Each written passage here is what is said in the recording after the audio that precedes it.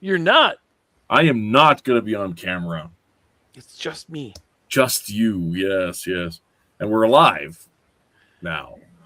So Yes. we'll have the awkward conversation. So it's hot here, and I have been running all day. So I'm wearing an A shirt, and my hair is an absolute mess. No opening. I don't feel like dolling up for the show tonight. Sorry, guys.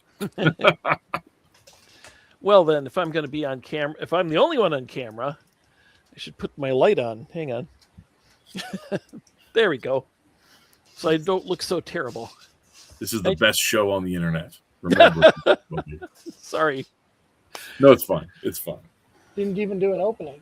Well, since I'm the only one that everybody can see, this is what we are talking about today. Oh, gosh, that's too bright. Hang on. There we go. Fantastic Four, Coming of Galactus. There, that's a good... There. It's not washed out. So this is what we'll be talking about today.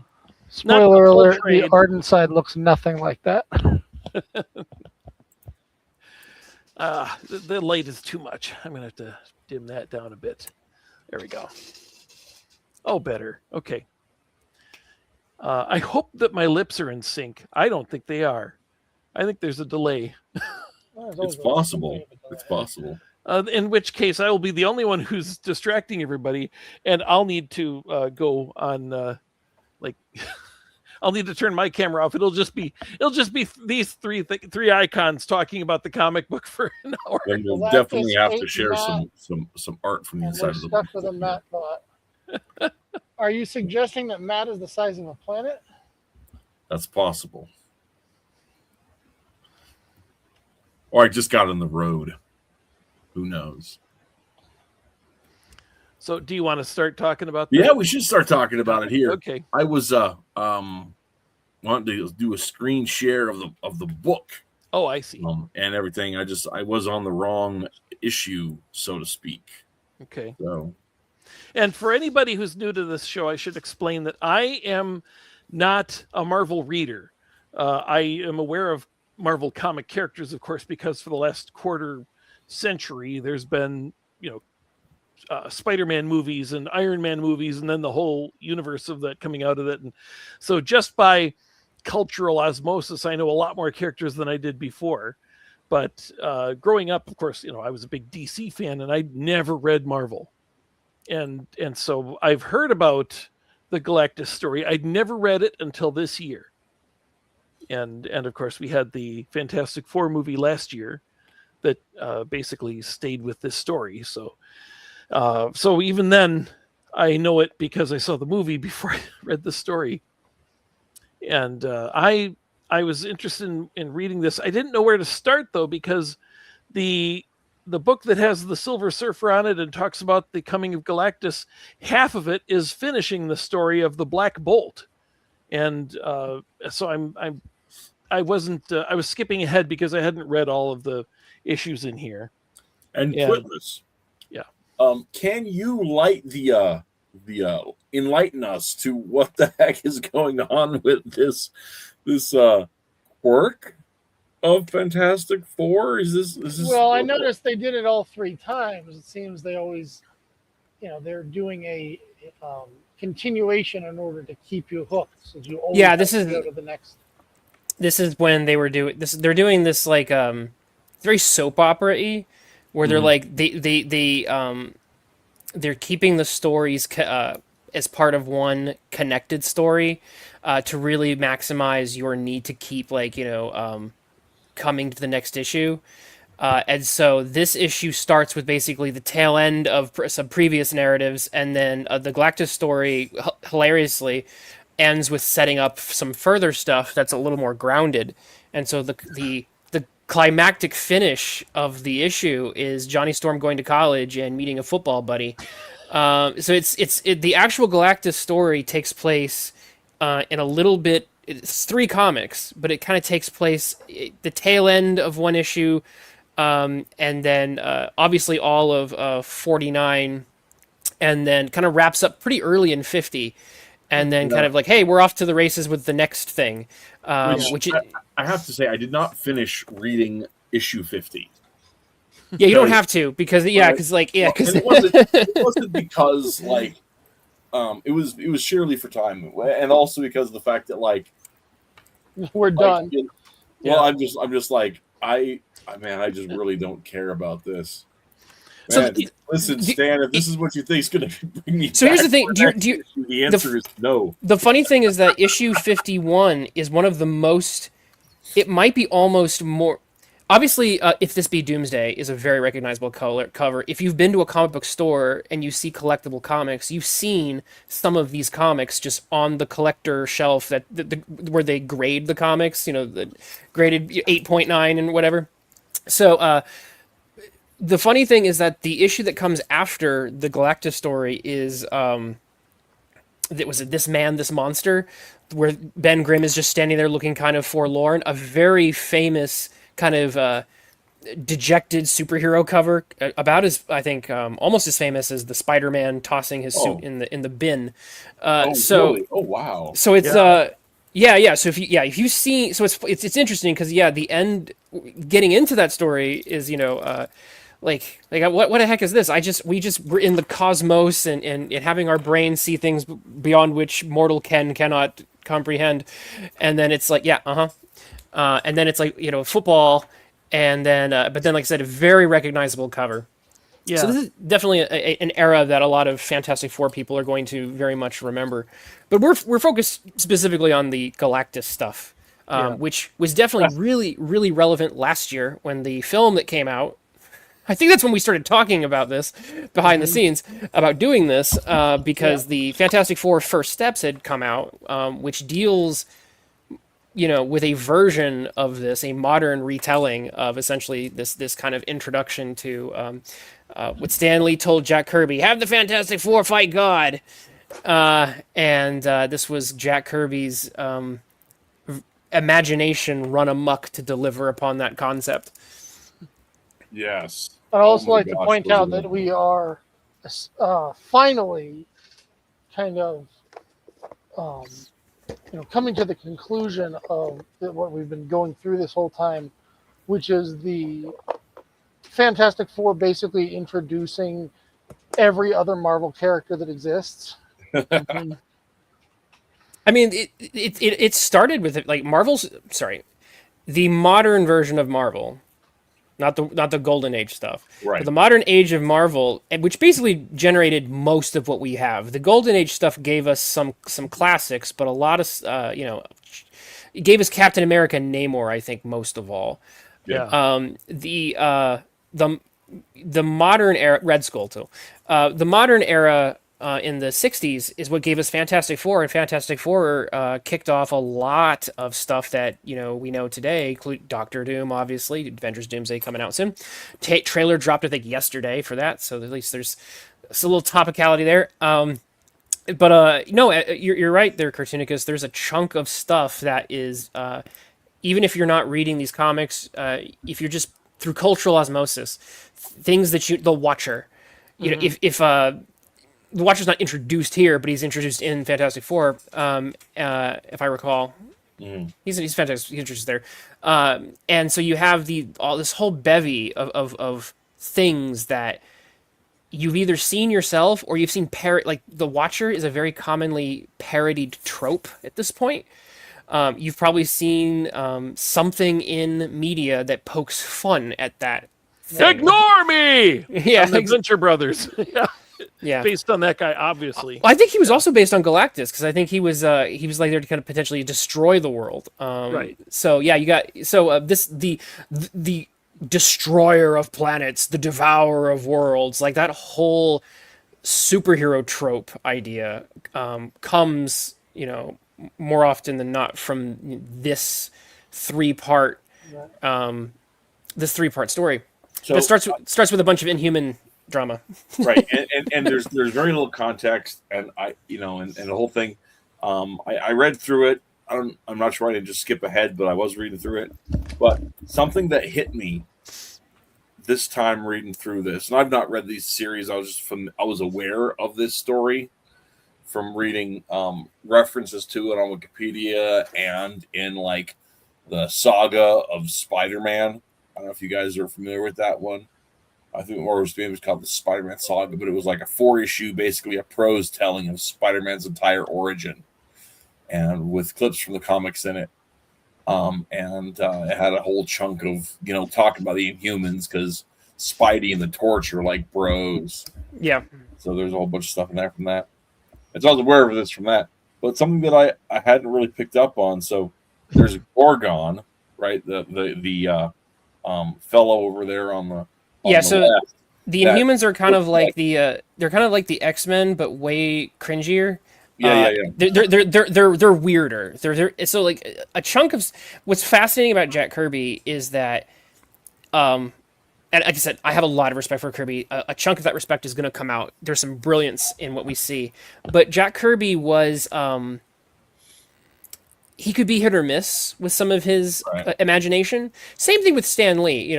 Early Marvel had a lot of hit or miss. For every Spider-Man and Magneto, you would have like the Vanisher or the Melter.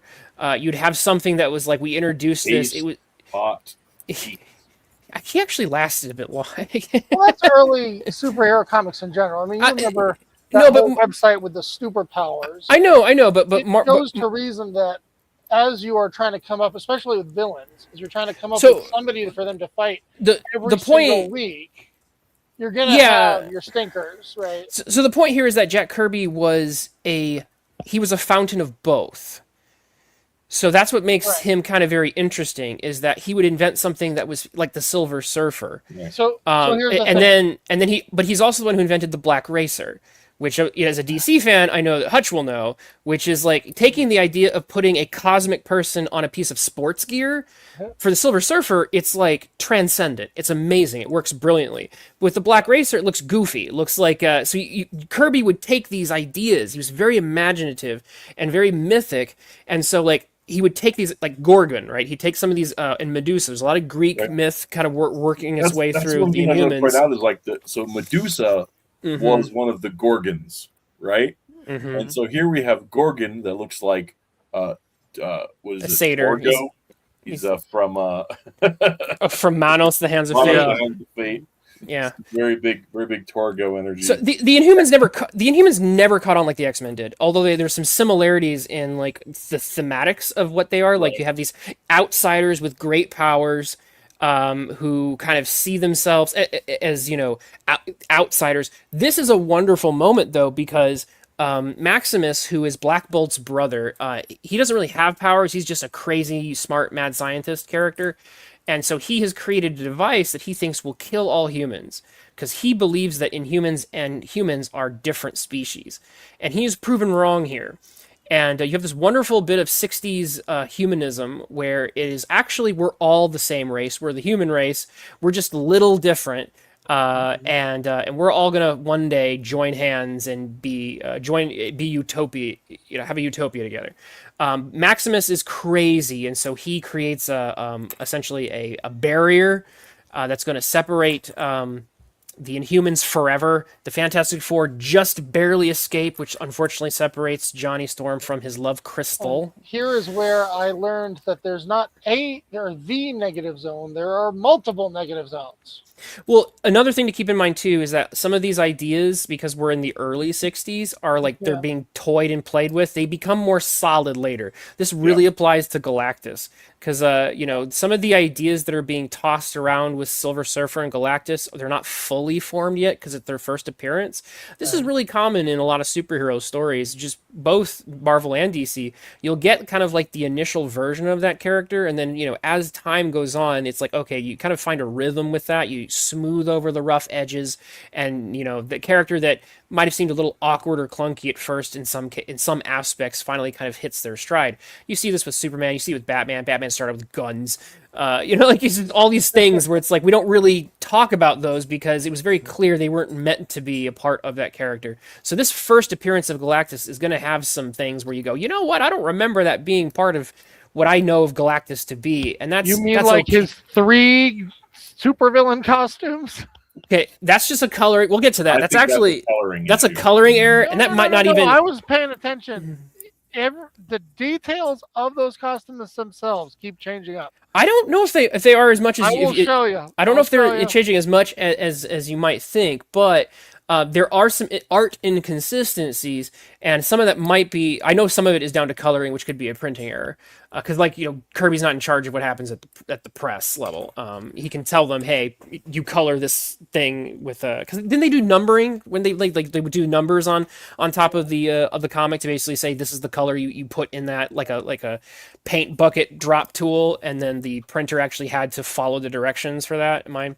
Yeah, there were separation guides. I'm not sure exactly how it works. Still, I will show you where stuff. So anyway, my point is that like if you see art problems in some of these stories, some of that could be Jack Kirby overworking himself because they overworked the guy. Yeah. It could also be the fact that the printer goofed and they didn't see it until later. That might explain some of the pants coloration issues that you end up seeing.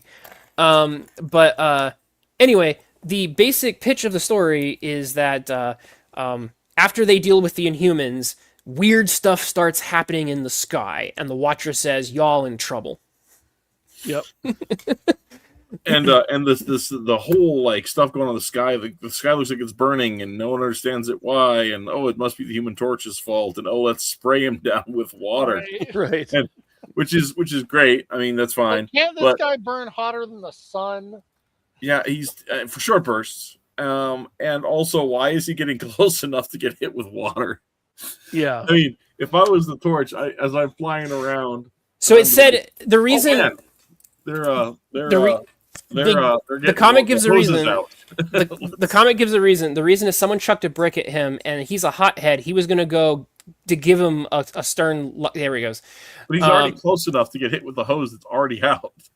Yeah, he's a hothead, and so they one of the things they often do to get Johnny in trouble is to prey on his quick temper, which is a quick way. Temper? Exactly, which is what gets him, which gets him in trouble, which means the Thing needs to step in, and we get a little mini action scene, which is and this is also really fun too, because at this point in the story, you've got the part where there's still like some friction between the way that like the Thing behaves and the way that Johnny behaves, Right. but they're thoroughly on the same side by this point in the story, and so Now, these guys know who they are well enough to put together that the sky is on fire and he's the Human Torch, but they don't know the Thing well enough to say you don't punch him Right. with your bare fists. well, everybody, there's always somebody who thinks they could take him. Yeah. yeah. This one thing to point out was that Jack Kirby grew up on the rough and tough streets. I think he's very close to the Thing in how he portrays. It's almost like the Thing is Jack Kirby with a skin condition. That would make sense as Yeah. to why he always seems to have the most amount of major character and story going on in these. He's got a chunk.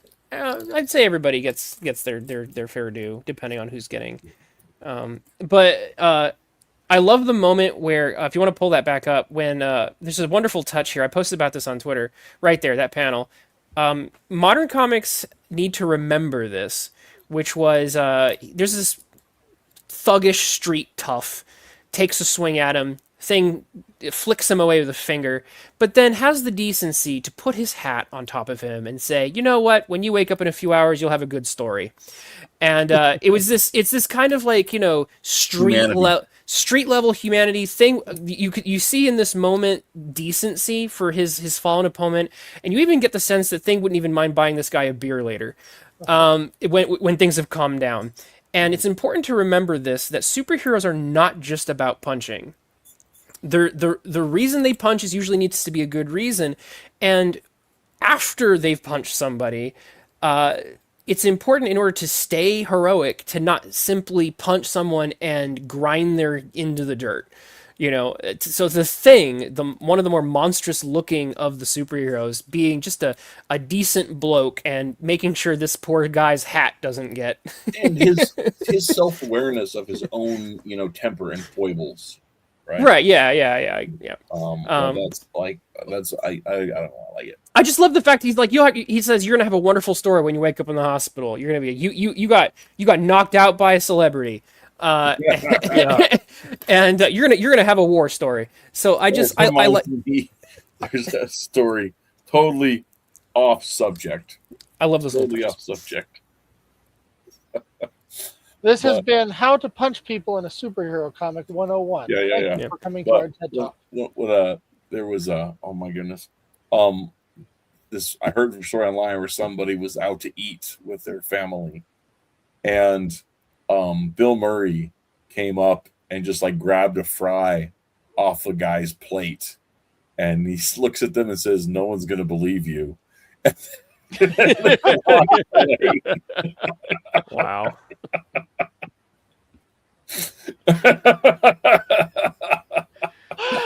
Oh my. That's the way to do it. Yeah. Everybody gets something out of it. But then we instantly get back and see this is these are some of Kirby's strengths. This one of the things I think that has made this 3-part story last, because it's something I've been thinking about. I think Reese can will dig what I'm gonna say more. But Buscema becomes, I think, pretty well known for his work with Silver Surfer after this. And comparing the two, Buscema is clearly the more polished artist of the two. He can do some really gorgeous things. And he knows his anatomy better. But Jack Kirby was an innovator ahead of his time, like 20 years ahead of his time in the 1940s. But Kirby also had an animator's mindset. A lot of his art is inspired by Cartoonicus will love this. Like he watched the animation. You know, I'm pretty sure he watched some of he watched the cartoons of his day. And so one of the reasons why his comics are so action packed and how he can put multiple actions in a single panel, is he has an animator's mindset. In addition to all of that, he has a mythic cosmic sense. And he's really able, the Kirby Crackle is named after him. Yeah. And so he can draw these panels of cosmic starways. And when you pair that with Stan Lee, who could be so prolific, Verbose? loquacious, Loquacious. yeah, he could just be just so over the top. And when you put those ingredients together, you get some pretty, in some cases, awe-inspiring. There's a couple moments where you can really get the cosmic sense of things, and it's gorgeous. It's beautiful. You know, And it's I think one of it's the a good things- match. I think it's a good match because he's kind of, his art is the same way that Stan Lee is a little bit much. You know, Yeah, his no, art is yeah, a yeah, little bit exactly. much. It's I like agree. it teams up and works Now- that way. Yeah. It's really interesting visually here to see that, you know, this character was clearly designed from the beginning to be silver, but they didn't have the technology to print that back then. So they're having to find a way to fake it with this combination of blue, white, and whatever black you're already using in the shadows. Mhm. That's an excellent point. Yeah. Because they're definitely limited by their color palette. Very good point.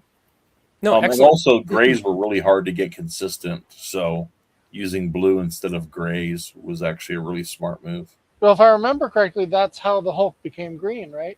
Yep. Mm-hmm. Yep. It was so inconsistent that they were like, no, we're just going with green. Well, one of the things that I wanted to point out in this here too is this panel, this first panel one on this page, it's so dynamic and it gives you such this sense of space, right? But if you've looked at anything as far as like astronomy, Yeah. like, this is nonsense. But like it doesn't even matter because it's so like evocative. Well, what it does is it kind of shows how fast he is That's the animation. Yeah, that's Yep. that's part because he's going through all of this stuff in a single panel. right. So and that's Kirby's animation kind of coming in. That the fact that you're seeing that curve that loops a very particular way. It's motion. He's trying to put Actually, motion. expressing time and space. Yeah, I think that effect is, whether it's deliberate or not, it's definitely an effect that's, I think, that you can ascribe to Kirby here, and it's kind of brilliant. Groovy. And so again, I think this is a memorable comic, but there's some reasons that I think it's memorable. So it's one of those things. It's doing a lot.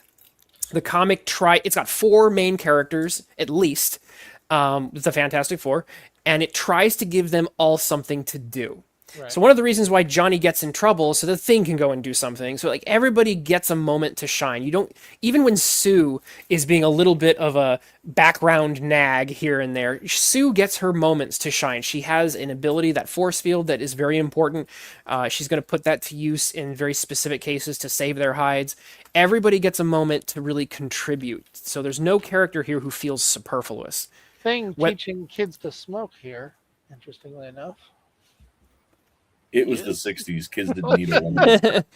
And there we go. It's a product of its time, including with its, the relationship between Reed and Sue, which is very Mad Men-esque, in my opinion. But it's interesting how in today's day they just have to invert this dynamic. They can't, Reed's. I'm sorry. Can I just interrupt for a second? You were talking about the Thing smoking, things like him carrying a coffee cup and a cigarette. Mhm. It helps to make you see that this is a guy. This is just a regular guy Right. stuck in this monster outfit. Well, that's why I actually like in modern day, actually, as well as the original comics, when they would put him in normal clothes despite his look. Mhm. He does mention at some point in this 3-issue arc that he forgot to put on his coat because he still spooks people when he runs around a corner and surprises somebody. Yeah, that's true. That did happen. In issue 50, which is weird, but we'll talk about that when we get to it. Flying Saucer says it inspired a massive interest for me to study astrophysics and astronomy. Oh, right. Wow, cool. Was it these comics? That's fascinating. That's cool. Very neat. So, now one of the things I also have is one of the things that while all of this stuff is going on, there's space debris in the sky, there's fire in the sky. Mhm. Why is there space debris in the sky? Is that just a visual It gets explained effect? on the next page. Yeah, he explained. Does it? It's Because on Watcher- the page turn. Yeah, Yep. it's the Watcher's trying to okay. the fire and which is in these moments actually are reinvented for Marvels with Ross and Busiek, and they're gorgeous here and they're gorgeous there. So it's kind of interesting to see both of them. That's right. I'd forgotten about that. At this moment, but- I was definitely thinking, like, first there was fire in the sky, now there's rock in the sky. So what? Next year's going to be water and then air. Fire in the sky attacked. Air in the sky. There's air in the sky. Oh yeah, what Oh, a shock. So, but the thing I wanted to come back to is the nagging of Sue, right? Mhm. It's not because it was nagging, right? But because first, her nagging it seems like she's making it about her, right? But at the end of it, it says, "You've been in there for hours without food, without rest. I won't stand for it. I'm going to take care of you," right? There's So- some complexity to it. I think some it's- people overlook that Right. and only see the fact that he is very patriarchal to her and she's Yeah. a nag, and I think that's And also why he's that obsessive. gets Right? That's the other thing Yeah. about Reed's character is people don't want to allow. It seems to me that people don't want to allow Reed to be what Reed is, which is obsessive. Like, he won't let things go, right? And even earlier in the issue, when Johnny has lost touch with Crystal because of the negative zone around the Inhumans, right? They're walking away dejected and sad, and we read into Ben's thoughts, into the Thing's thoughts.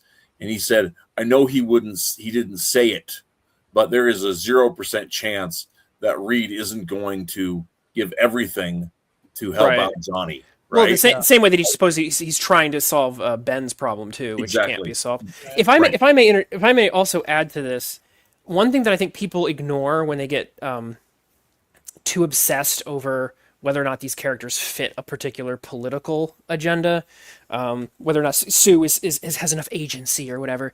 One thing that I think is interesting to point out is that this comic was made specifically because they wanted to bring a different ethos to superheroes, because they wanted these characters to be flawed and therefore give them drama from a soap opera perspective to be interesting. If Reed is just there's a potential for him to just be a flat character. I'm just the intellect guy. Yeah, we The don't fact- want him to be the professor from Gilligan's But Island. not even just but even that, the fact that he could have moments where he's not the best husband is a piece of drama for this Yeah. married couple. The fact that Sue could be a nag occasionally means that their marriage is not perfect. And therefore, from a narrative standpoint, it's interesting because they have something to work out. Their story didn't end when they got married. There's something continuing that they need to work on. They're going to fight, and the fight isn't going to be just about like not where they go out to dinner. The fight's going to be that they're imperfect people, and that imperfect people can be rude. He's rude to his wife, and she can be kind of annoying when he's trying to freaking save the galaxy. So those two things are happening at the same time, because right after they have that moment, Reed's like, hey, I was rude. Let me show you why. It's because there's a demigod in the next room. We're trying to save the world. And she, she instantly, reframes things. But like, this is what the Fantastic Four have kind of always been. Also, I gotta come back to this line though. I gotta interrupt you because I mean you're not wrong, but Yeah. I don't want I want to hit this before we move on, before I forget about it. So the Watcher has caused this. He said, "When I saw my artificial fire shield caused a panic among the humans, I substituted inorganic space debris in its place." Oh yeah, that's gonna make things better. Yeah. I think the sky into rocks.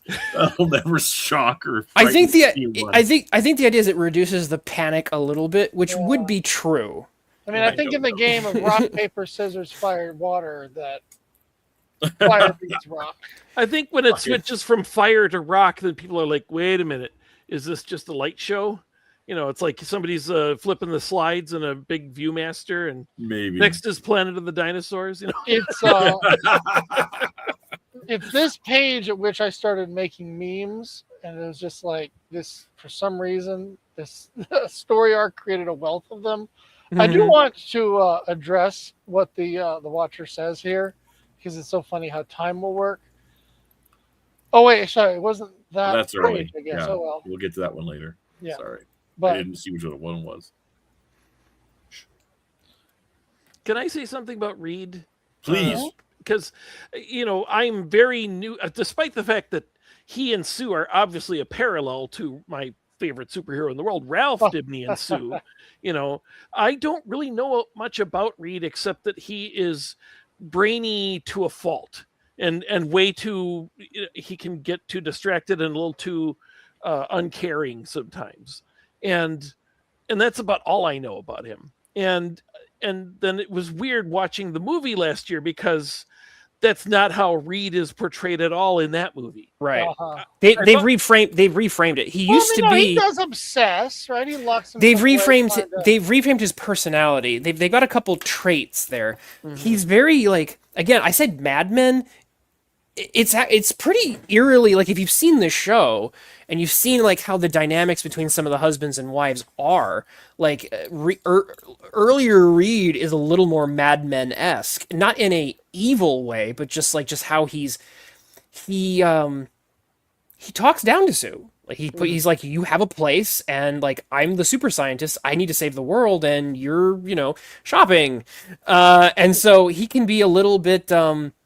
For the time, it was more, I think, socially acceptable for him to treat her a little more, not like her father, but he does have he really does have a more paternal role. And he's very much he'll even announce, I'm the leader of this team. Y'all listen to me. And there's the reason for that is because I have a IQ north of 300. This is not up for debate. If you don't listen to me, not just us, we will die. The world dies. So he's a little arrogant, but he has the reason for it. Mm-hmm. But it is a flaw that does lead him to be cold and rude. And he gets, the story, it is not afraid to show him being rude or to show him needing to necessarily apologize for being rude. What happens later, and this is interesting from an anthropological aspect, is that you could have an alpha male be kind of your IQ 300 type, but in the I guess 90s and 2000s, the sort of like beta male nerd became the archetype for the super genius. And so with like Ultimate Marvel, you get a more passive super genius archetype. And that's the one that really has trickled into pop culture everywhere. And that ended up, I think, becoming more of what you saw in the modern incarnation of Reed. You get a more he's not like 100% passive, but he's a much more passive character. And that's just like I said, that's just the difference between masculinity and intellect, engineering, that archetype, and in the 1960s, and what you see in today. It's going to often feel different. Right, exactly. Jim Tuner says like the Sheldon kind of geniuses. It's just a sign of the times. This is the 60s. It's very 60s. Speaking of I've been talking, wondering why no one was listening to me. I knew you were gonna have some. I was like, Reese has been kind of quiet. I know he wants to jump in. I had to go take care of my dog for a second, but I also really, really, really hate Big Bang Theory. That whole thing. My wife just let the dog into my office, and he's insisting on getting in my lap on the show. This is why I had the door shut. Yeah. Before you continue, Reese, what thing? The show itself, or are you talking about something they talked about the Fantastic Four? No, I'm talking about the show itself and the thematics within the show. We'll talk about Big Bang Theory then as a separate show then, because I could talk about it forever. I watched the whole thing. I'm by the way, I just want to say I'm fine with both archetypes. I just get a little annoyed when, if you need to be a super genius, you always default to the beta stereotype. Right. When like I said, the fact that Reed is like this is okay. You don't have to just transform him into beta or pillory him. You can make him complex and like. Tony gets to be a little, suave and alpha, as it were. Right. Why can't Reed doesn't need to be passive? Well, and part of my frustration with that from a within the superhero genre, although I think there are maybe places for particular heroes that are, the awkward, the nebbish, whatever on that. Peter Parker, right? Peter Parker is a great example of that. But as a time capsule. The idea of the steely-eyed missile man, who is also a genius, is not foreign, and it should not be foreign. I mean, it was these, masters and PhD level scientists who were also World War II fighter pilots that went to the moon, right? Some of them. There's a mix, right? Because you could argue Oppenheimer ended up being a bit of the beta nerd. Yeah, at least from Truman's perspective. Almost, definitely. But Oppenheimer wasn't up for the space program, right? Like, right. I mean, I know what you're saying. like the nebbish scientist may have always existed. Mm-hmm. That's not my point. My point is that it was a common archetype during the space race to have the captain of the football team who is also like a super genius. Those things weren't separated. You could be a leader. You could be a leader, and you could be a smart and a leader. Yeah. Yeah. Absolutely. You're reminding me. In fact, there was an expectation of all of that, and that's one of the things that's so frustrating in the postmodern cinema or fiction landscape is the concept of that has just been like ignored or intentionally eroded. Absolutely. By a Hollywood that doesn't have the well, let's not beat around the bush. Like, it happened during this period because of the sexual revolution and feminism. Like that's like it's literally here where it's like, okay, Sue is going to take charge. We're going to start. And the frustrating thing about that is there are times and places where that's appropriate, right? In a particular story, but it doesn't have to be at the expense of the other, right? Because I mean that's the thing is like there are and actually Susan got a couple of moments in the story where she is stepping forward of her own volition because of her unique force field powers. Sure. Sometimes it's her idea and sometimes it's Reed's idea, and I mean they show a really good cooperative, I think, as the action goes along. Uh-oh, we lost Twitless, and he's back. Okay. Are you back? Yeah, I'm back. Sorry. Yeah, I think that's fine. I bumped something. Jim points out, or Flying Saucer says, the Doc Savage type. Yes. And Jim That's says, funny. yeah. And of course, Jim- that's the point, right? Because he's supposed to be two completely different sides. Right. Bruce Banner is the ultimate beta male scientist in the 60s. Is he? I have to go back and read some of those early ones. Because I know he gets the reputation for that, but he's. Well, and I think that I might be wrong on this because I haven't read a bunch of early. It's been a while, but I have I read the him versus the Metal Master, but it's his first debut is him being pretty heroic with like there's a kid out there about to get nuked, I'm going to heroically save him. Well, and I wonder how much of that got shifted during the TV series in the 70s where he was always on the run. Well, here's the thing. Is he? Okay, it's been a while. Stan Lee have to do with his the whole creation? Yes, he did, I believe.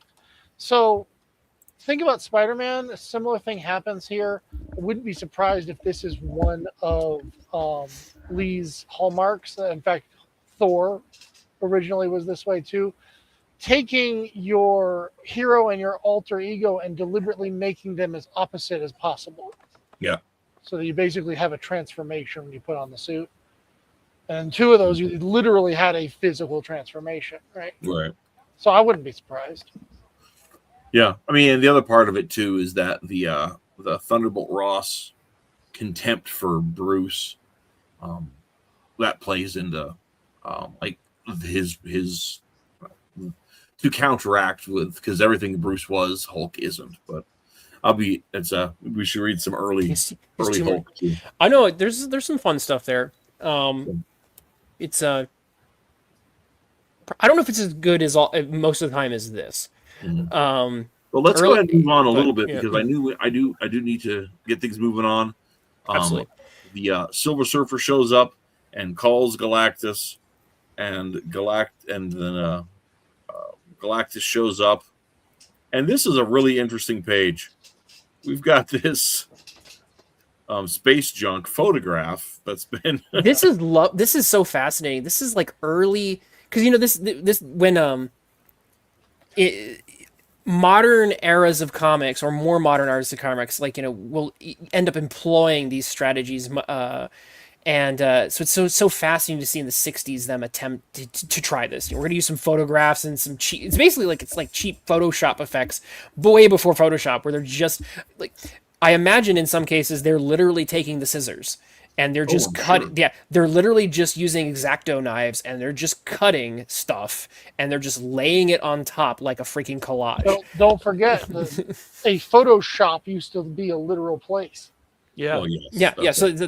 So this effect here, like I said, it's them, and I imagine it's a shortcut. They didn't have to draw that page, but also it's interesting because from a stylistic point of view.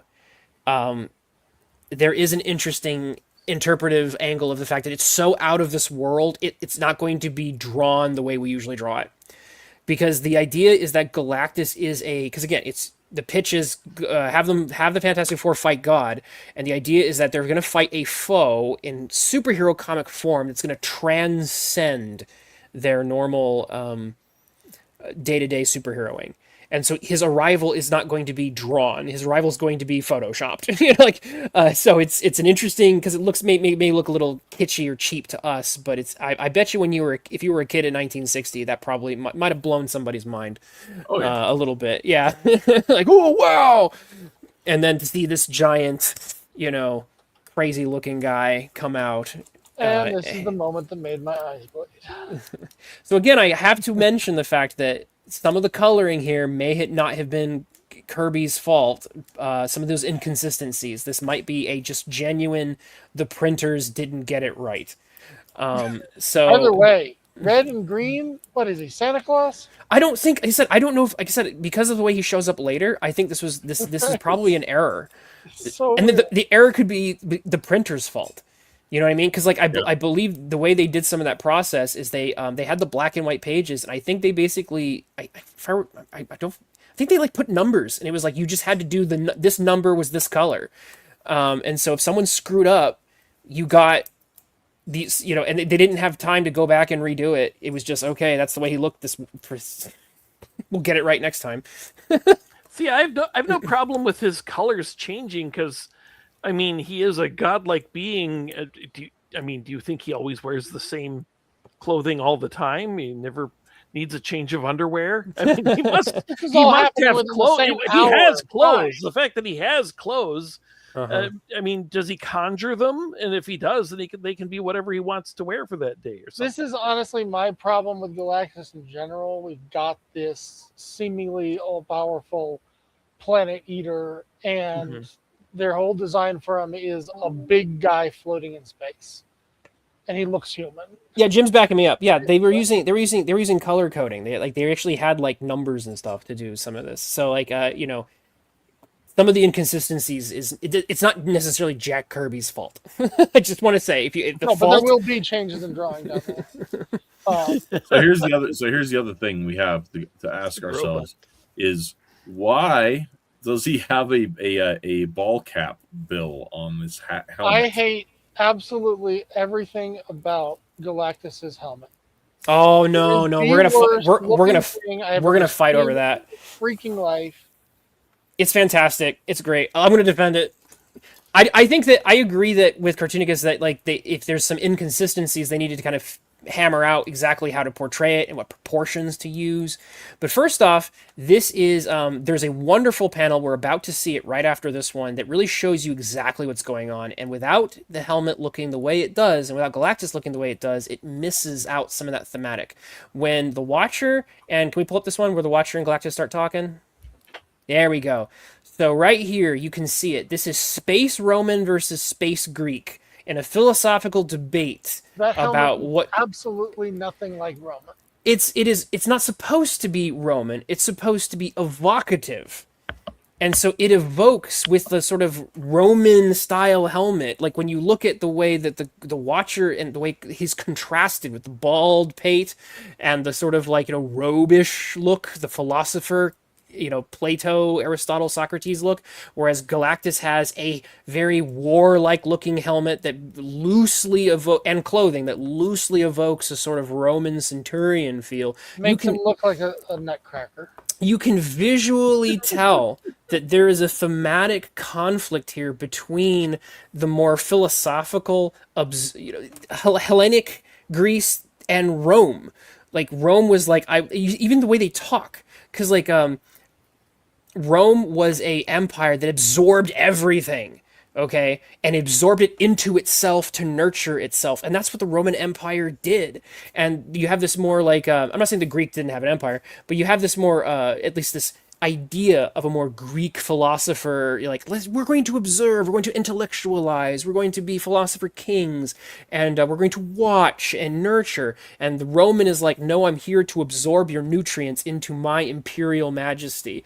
And I love the visual, and it's without even seeing dialogue, you're getting this kind of raw thematic getting imparted. And like, I love that. On top of that, Kirby is always doing something that is fascinating to me because he is, without being what I would say very knowledgeable in wielding real historical sources, he is obsessed with the mythic in the sense that larger than life. And so when you think about what he does with the new gods, or attempts to do with the new gods, I'm not even saying success, but Kirby always seemed to be trying to mix science fiction with ideas of larger than life, pseudo spiritual myth, and create and synthesize his own postmodern myths. He wanted to invent the mythic, but invent it in 1960 and not have it be overly determined by, I'm just going to just having Thor in there, right? Obviously they do that, but Kirby would like invent his own pantheon and have them have their own names and their own way of kind of like calling each other. And it's just a lot of these experiments, I have to admit, it's hit or miss. I agree. Again, I can concede to Cartoonicus's point that for as much as I like, there's always something off about it. But the fact that he attempts to do this and attempts to create ex nihilo a sense of the mythic without really using real myths. I'm just going to invent it out of pure pulp fiction, science fiction, just the pop culture I grew up with, and I'm going to synthesize this into the mythic. And that's what Galactus ends up becoming. And it's just like, it's kind of unique and fascinating that that's what you get, because it would just be so easy. And Marvel does this, DC does this, to simply just say, oh, have the Fantastic Four fight God, they fight Zeus. The regular myths are right there, and they often did use them. But here, Jack Kirby attempts to do something different, and he does it repeatedly, and he mixes things up that shouldn't mix together, and sometimes it was brilliant. He would take, like I said, something that was space, and he'd mix it with something that was very earth and sportsman-like. Surfer. What could be further from cosmic than like surfer dude? But he took surfboard and cosmic guy, and he made it into something that is just awesomely resonant. But he could also do that with Black Racer and make something look really stupid.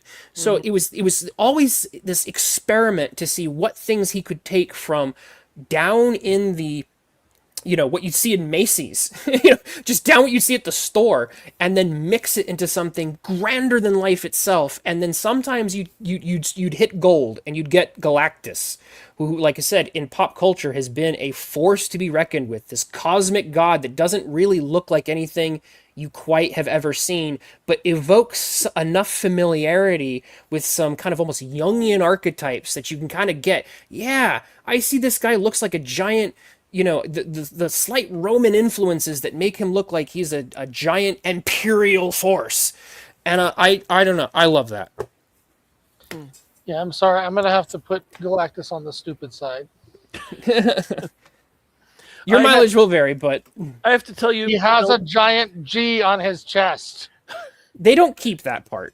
Can I tell you that, the first time I mean, I heard of Mr. Nebula in the Justice League before I'd ever heard of the Galactus.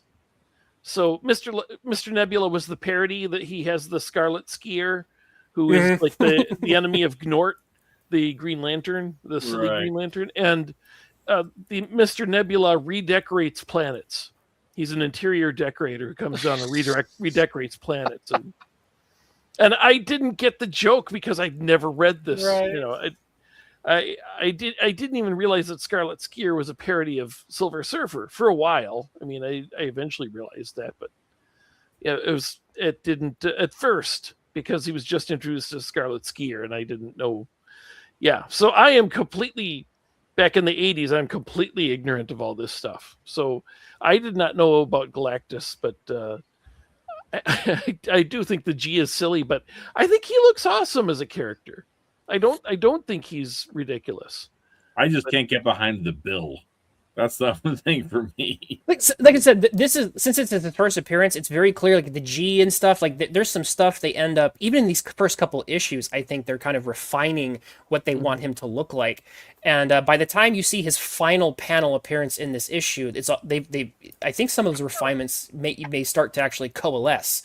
And later on, like, because not only does this apply to his artistic portrayal, this applies to his narrative portrayal. Because the first things that he does is Kirby is playing with a sort of Star Trek. Everybody's got gizmos. Essentially, everything is I've got a gadget. And so the first couple of things that Galactus does is very gadget based. He throws like a bomb at like pest control, smoke bomb at the thing, and he has like a vibro absorba shield or something. But like later on, they remove the gadget, most of the gadgetness of Galactus, and they just make him be this source of cosmic energy where he can just kind of manifest things out of thought, because he's just manipulating atoms, essentially, because he's a being of just energy, and he needs to absorb energy to continue to exist, and he's this higher being that's part of a cosmic cycle of death and rebirth. Here, again, they are leaning more into the space Roman thing, where it's like, I'm more advanced than humans. I've got like a more advanced spaceship. I've got more advanced technology. Some of that cosmic stuff's in the mix. It's in the soup. But like you get this mix of him being kind of cosmic, but also, like I said, having gadgets. So like the fact that Galactus would use a tool is kind of funky in some cases. Like I will point out that at one point they literally refer to his quote race. So he is far more than it's far less than just some natural effect. He's actually being considered as a being. He was just a being. Can I ask a question about the whole Galactus thing that it is not really explained in this story? So since I haven't read any of his other stories, do they explain why, out of all the unliving planets out there, he has to come and eat Earth? And he doesn't even start with the planets on the end of our solar system and work his way inward. He comes right to Earth. So there's a big Jupiter right there. In this story, this story actually does, I think, a fairly good job of giving some of that, and they flesh this out again way more later. But like he has very particular energy needs, and also like water, like elemental needs. Like he's not just taking the energy; he's taking elements. And so like the first thing they mentioned in this issue, the first thing his machine is going to do is suck the oceans dry. So he needs water, he needs other elements, and basically the matter he's consuming, there's a certain composition of elements and energy that he needs. So he can't just feed on any old planet. I know other stories will deal with the fact that some planets I think can even be poisonous to him. There's certain needs, and obviously for narrative purposes, Earth's great for on the menu. Like it's got everything that he would need. There's that aspect to his Scroll back up for a second. Flying Saucer says they give him gas. Here's I think it was. He I think he tried the to little tabs on his arm. say where. One of many little minor details, but he lost the little red tabs that were hanging down from his sleeve before. You're not really going to try it. I should have just had. What tabs? It's probably even earlier than that. So he's already lost them.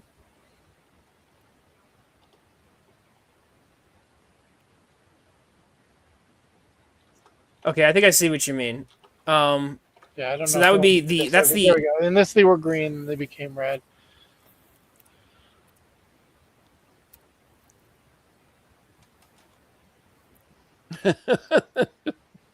It is ridiculous. Details on his helmet are changing. These little circles. Yeah. It's clearly a case of the whole design being so complex, you can't possibly keep track of it all. I know. I think he can. I think it takes some time maybe for that to like coalesce though, because eventually, like I said, these I think you see this even like the first issues of Action Comics, because this is one thing I'm going to say is that when it comes to early characters, I think it's kind of like, and this is cartoonists might be able to jump in with this, but like when you draw for a character, especially a character with any complexity, there's muscle memory, and eventually, if you draw that character enough times, the muscle memory clicks. Yes, but let me tell you, even I have to work at times to remember to put a tail on one of my animal characters. Right. So my point, though, is the fact that if you go back to like early Action Comics, there are panels where like they forgot to draw all of Superman's boot. So like we're not talking about a super complex detail. We're talking about the fact that like early comics, they were putting them out very, very quickly, and a character that has complexity that hasn't fully been worked out yet. I think you see just not just in Fantastic Four. Like you're gonna see this in other old comics where it's like there's some initial inconsistencies that can be kind of jarring even. And then the only thing that I can account for it is that the schedule that they were working at, some of them were working blazing schedules. Like nowadays you have a comic book artist who's like, oh, I put 3 issues out a year. Ooh, I did a lot. And it's like Kirby put out so many. Oh yeah, we know Kirby lived to work. Right. So like he's cranking this out. He has to draw every single rock on the thing. Right. So he missed a tab on Galactus once or twice. Like I don't know. I just like the general shape is more or less the same. I some of the mistakes I think are due to coloring errors. And again, like I said, there is some of that figuring out how to draw this guy. And that's clearly happening. And you're completely right that his first appearance on the last page of the previous issue is the least consistent. I think in the issues themselves, I think he's fairly consistent, but goes to the next one. Sometimes it feels like there's, maybe some. You remember the discussion we had last year about the Fantastic Four, or was it earlier this year, whatever, where we talked about the first appearances of these characters and how he really didn't know how to draw the Human Torch until like 3 or 4 issues in, and then he nailed it. And it takes a little while to figure out how you're going to do this, especially if he doesn't have a lot of time for prep. If he's just trying to do comic book after comic book after comic book, he's basically doing his modeling as he goes on the page, So, by the way, speaking of his art, this was a really interesting panel with him actually flattening out Reed's image over this rounded space here. You can tell that is what he's going for, because you can see the bump, of the shape of the top of that blanket there, with his head kind of disappearing over it. So he is essentially having to draw the concept of a flat image, adhered to a three-dimensional object. That's an excellent point. That's an excellent point. Yeah, no, that's fair. All right, did Reese unplug? It's been a minute. I know he's scrolling. I forgot I have myself muted. Okay, I was like, it's just. He's going to look for noise every I minor can't really detail watch. now in the costume. Yeah. So I will say the next page has a wonderful moment where you get to see more of the cosmic. Where like Torch hits him with like a whole bunch of flames. He just absorbs it, zaps him back, covers him with soot, treats him like he's an ant. Human Torch basically says not only is he winning the fight, he's kind of like not really treating it like it's a fight. He's just your annoyances. And that's the sense of like, I am bigger than you. And obviously he's giant. He's physically larger. But it's one of the things I had a complaint about with the Fantastic Four First Steps film is that he's not just a giant like as he's physically larger. They often, I think, play with the idea that Galactus can kind of change his appearance, his size at will. He doesn't have to consistently be a set height. He's not just a human kaiju. He's a cosmic being, which means that I'm several levels of reality above you, kind of a thing. And so it's not just that he's big. It's the fact that he's above you. There's almost a supernatural concept of like, I am your concern. This also plays into the philosophical intrigue of the story, whether or not you obviously like buy into any of it. It's interesting to have a character who says, I am unto you like you are unto ants. If you kick over an anthill, do you cry? If you kill a cow for a burger, do you weep? I'm Galactus, and I'm just saying that, like, again, obviously these characters are human and they disagree, but there's at least that concept being played with, and so what they I hate have about that to interact argument, with though, is that humans do not go scourging the earth, destroying everything in their path. We understand the concept of conservation, right? We don't deliberately act in cruelty against animals, and if we do, we look back and consider it some of the worst stuff that has ever happened. He's not being cruel. He's amoral. That's important to be like. He's not giggling. I get to destroy a planet. He's like, I hunger. There's a difference. But we understand that if you clear out an entire jungle just to build your city or something, you are causing massive devastation that is undoable, and we demonize that, right? You can't just have him say, "Oh, I can do whatever I want because you're beneath me." No, adjust your scope. Go back to the anthill. Okay. Right. Who just stomps on an anthill just because? No, not because. Do that. It's accidental. If you kick, he's saying this is it. He needs to eat. Let's say here's the analogy. I'm not saying you have to agree with it, but it's important, I think, to at least debate the analogy where it exists. His analogy is thus: you're human, you are walking to get food because you are starving. That's always, Galactus is always like in a like sort of survival, right? You are starving, you must eat. You walk, you run to get food. You step on an anthill. Okay? It wasn't purposeful, but you had to do it because you have to live. Okay, Galactus exists in the eternal cosmos. Okay, we think of the Earth as really important because we live here. Galactus visits billions of planets. We literally, to him, at least from the perspective of the story, we are the anthill. That is the moral dimension that's being brought to the story. Well, let me take it a step farther, actually. I have on more than one occasion burnt anthills out because they were too close to my garden. Like intentionally destroyed hundreds of ants because they decided their hill was too close to my garden. Because it's my garden and I'm a human and the garden is for me.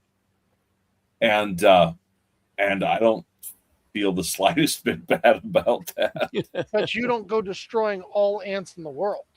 Well, no, because I'm only destroying the ants that are in the way of the question. getting food. The question is scope and scale. In his scale, there's in the Marvel universe, one planet is not more significant than an anthill. In our universe, in a way, there's so many galaxies. The difference is that there are a very, very, very, very, very, very, very small number of Earth-class planets within the Goldilocks zones that have liquid water. You can count them on fingers and toes that they found. There are very few. Right, but that's just what we've found. My point is that if we had the ability in the Marvel universe, they're not nearly that scarce. Sure. But even just going with our universe, the fact that we can only see this little speck of what we can see, and the fact the cosmos goes like we don't even know. So I'm just saying, if you have that perspective, if a character could have that perspective, it would have an impact on how they see things. That's the part that I think is at least interesting to engage with. You have a character whose scope is so beyond you can't even imagine it. Oh, because I can only imagine my own neighborhood and maybe my own planet if I'm really trying to think, and that's even then I can't even process that. You have a being that's it really is like an anthill, because there's a billion worlds. And so at least having a conversation with a character who sees things from that perspective, how he interprets morality would be different probably than how I did. That doesn't mean that he's right. What's interesting about this story is the fact that Galactus is wrong from our perspective, and the story treats him as wrong. The Silver Surfer's story arc is to realize, because he actually looks at the ants and talks to some of them. And the Silver Surfer says, actually, I thought better of the fact that we're stepping on the anthill. That leads to the conflict. That's something I was trying to reconcile between, and again, I've never read a Silver Surfer comic beyond this. I don't know what Galactus does after this story. I only basically know the movie from last year and this story.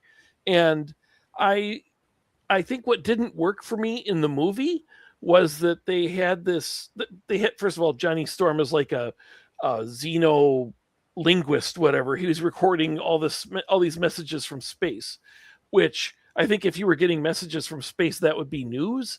But anyway, he's recording all these messages, and he plays them for the Silver Surfer of people suffering when he visits their planets or something, or she in the movie, and makes her feel bad.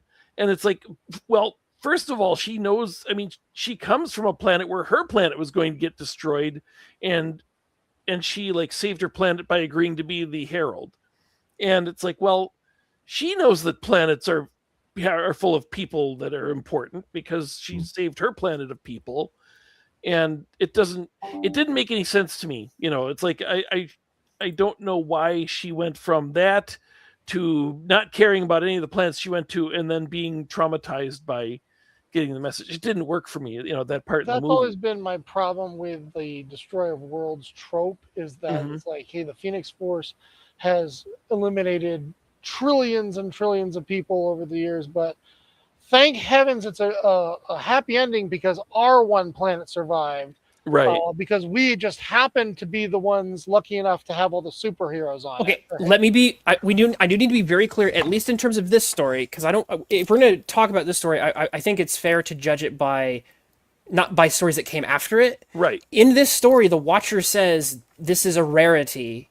I think he says never, but like let's just go with the fact that it's rare. That Galactus, it's rare that Galactus would actually target. He says all the other worlds you absorbed were barren. But that's what I'm going to bring out is that means that he had a choice, right? He did not have to come Well, for this particular anthill. Actually, in this case, no. It's also mentioned here that the specific elemental qualities of Earth are what he needs right now. Mhm. So he needs Even to so, find another. see, the thing is, He he's not specifically on mentioned- some kind of path. He relies on Silver Surfer, which, by the way, if you wouldn't mind putting my meme up here, all right? He relies on Silver Surfer to find it. It's actually Silver's stupid fault for choosing the wrong planet here. Mhm. But the fact is, all he cares about is, I want what I want. He doesn't think for 1 second about the ramifications. That's the equivalent of strip mining the rainforest without asking if you should actually do something to try to conserve parts of it. Your scope is still so. Again, the scope here is different. You keep thinking of them as planets. He is thinking of anthills. Like that's it's just I'm just saying that changes the calculus. I'm not saying you're wrong. Again, the story says that Galactus is wrong, but the scope here is at least interesting to consider. That's where I think Galactus is portrayed as. He is in a position to properly think of us as an anthill. I think of him as having this massive ego that puts. It's not ego though. There's no. Okay, I will disagree with that. Galactus is deliberately portrayed in this story as having no ego. Or having almost no ego, that plays specifically into how he fights with Silver Surfer.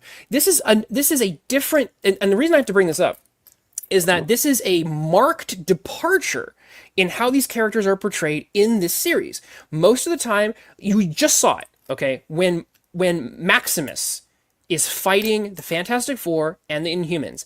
That is the typical portrayal of a villain. A villain who says, the sort of almost boo-ha-ha, but he's like, I will have my own way at any cost, and I don't care who gets hurt. Me. They're just, it's almost Ayn Randian objectivist levels of I'm the bad guy, and I'm devoted to power and my own ego. Doctor Doom in these early portrayals, like all of the villains, the Puppet Master, these characters like will announce on their sleeve in almost Shakespearean play, I'm the bad guy.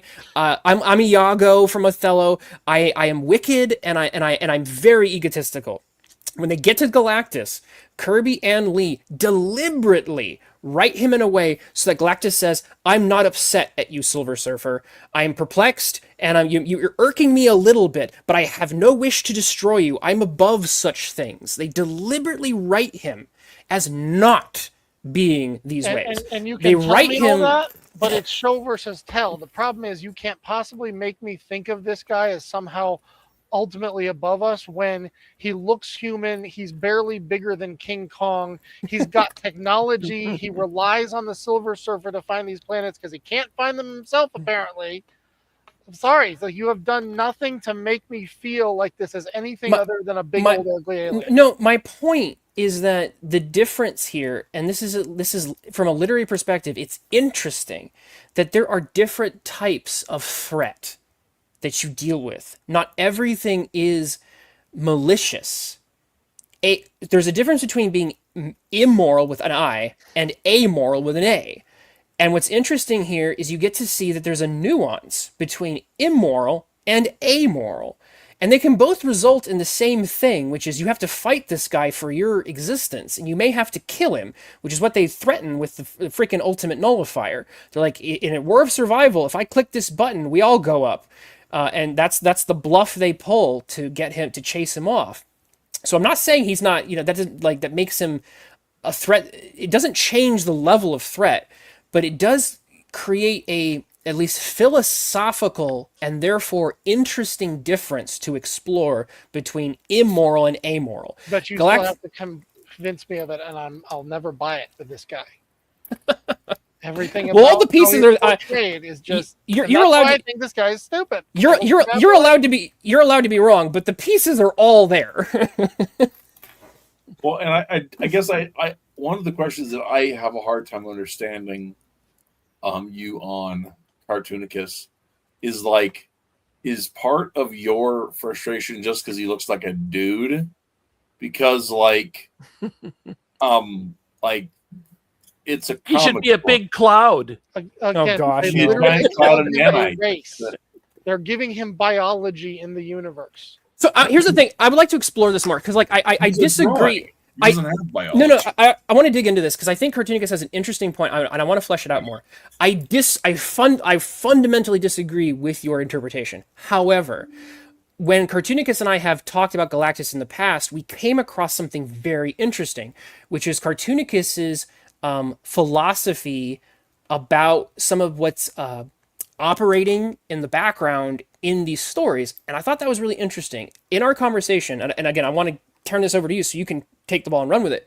But what came up is you, in a frustrated moment, you said this is Darwinism in comic book form, and because of where you're coming from as as you know, as, for example, as a Christian or believer, this was something that you really struggled to accept, even in a fanciful story world. So I would like you to take that ball and run with it because I think that reveals some of your. Is your words, not mine, but. Like you said Darwinism. You used the D word at one point. I don't remember that, but you are right in that I'm sick and tired, and obviously this happened long before it now, but at this point, I'm just so sick of always seeing this same story being told in movies of the of man is in thinking he controls nature and not the other way around. Let them fight. Right? Or these animals were here before us and they're going to be here after us. We are not in control of nature, we're subservient to it, blah, blah, blah, blah. And it's always, every time it's like, so obviously nothing matters, and it wouldn't mean a thing if humanity were completely wiped off the planet, but we're still going to tell our story where it's important that we save it anyway, right?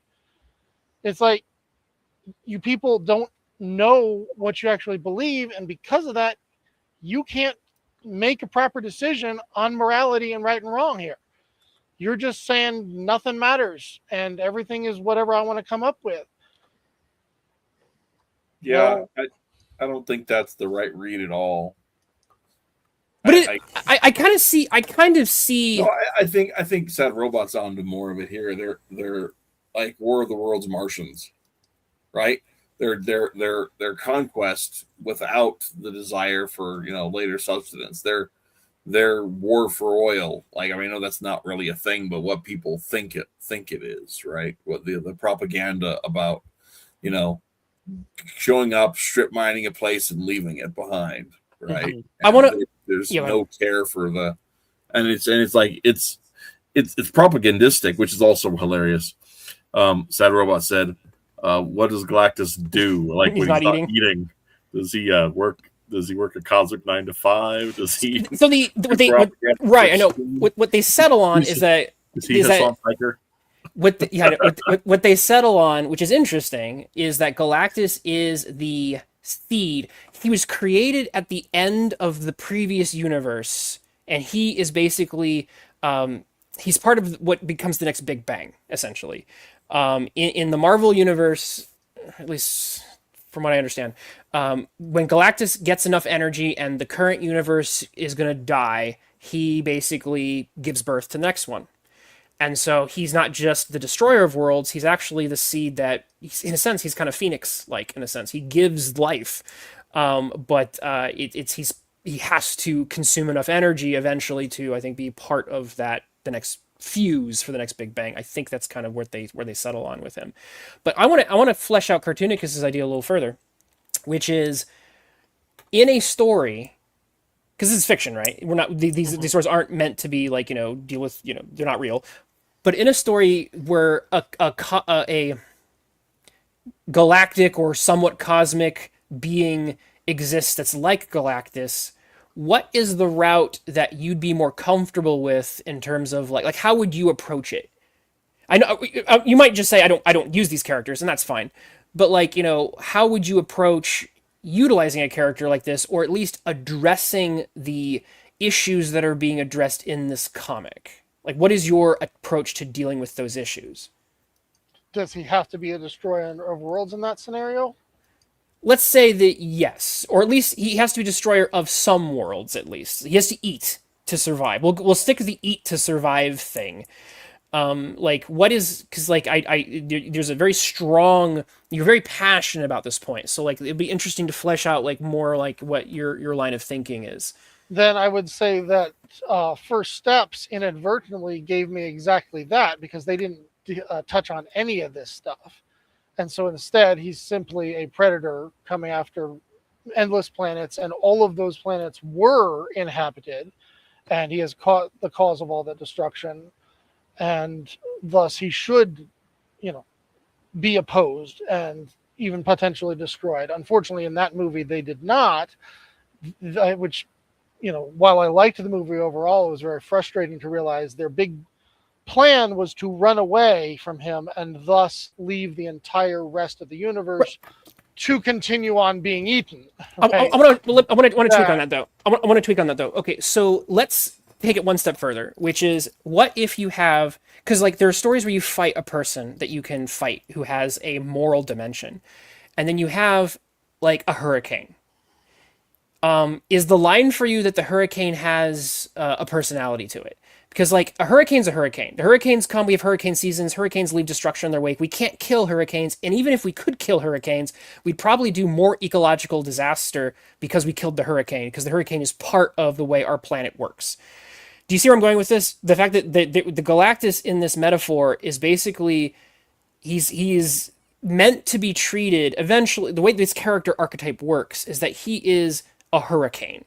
He's a hurricane with a name, he's a hurricane with a face, but he's a bloody hurricane. And if you could eliminate hurricanes, all by, hurricanes have names. I know, right? Good point. No, that's excellent. But like, if you destroyed the moon to remove the movement of water so that there are no hurricanes, guess what? Like, we would do so much damage. We'd kill the planet. Mm-hmm. So like, my point is that in many stories, you've got like, I am a human who is a murderer, and because I'm a murderer, which is why we definitely have to do Mr. A, because like this perspective is very objectivist, which I think is fascinating. But like, murderers die, and there is no exception to this. That is like Ayn Rand to a T. That's Mr. A.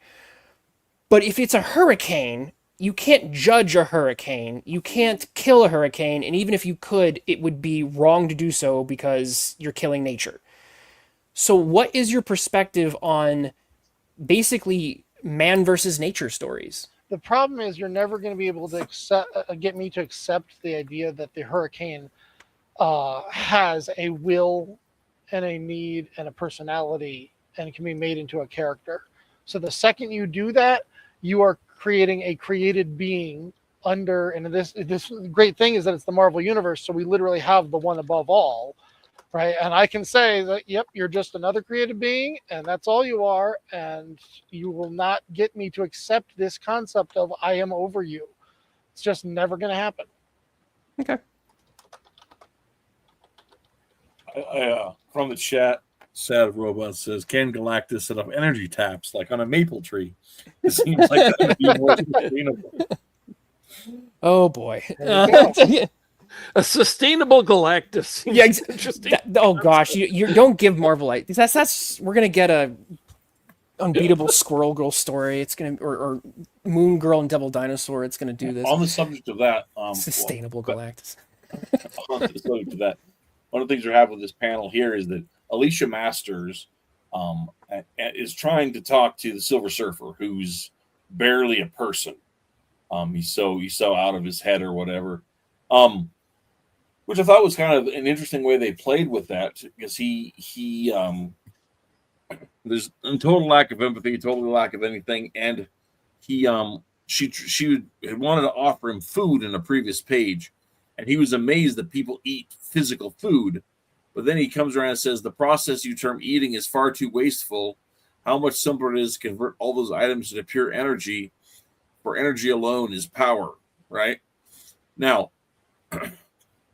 here is something I picked up in this, and maybe this is crazy, but it's the Silver Surfer and Galactus, He's both doing of the them, same thing. Yeah.